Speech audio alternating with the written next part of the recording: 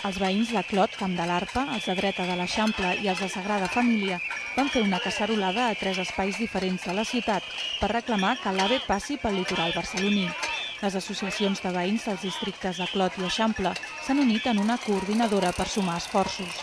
En principi demanaven el pas de l'AVE per la ciutat a més profunditat de la prevista, però després dels desafortunats fets del Carmel, ara reclamen un nou traçat per fora de Barcelona. Els veïns també demanen que no es condicioni el cobriment de les vies de Sants al fet que l'AVE passi per la ciutat. No tenim per part de l'administració solució. Ens vam reunir el dia 4 amb màxims responsables de l'Ajuntament de Barcelona i ells van manifestar que el traçat del litoral que no està en les seves idees de poder fer.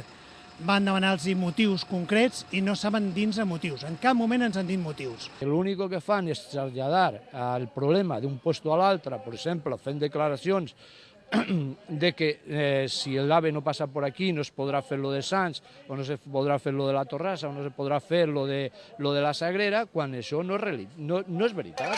Dins les accions de protesta, la plataforma vol omplir els balcons dels carrers per on passarà l'AVE amb pancartes de rebuig. Fins ara s'han distribuït gairebé 4.000 cartells.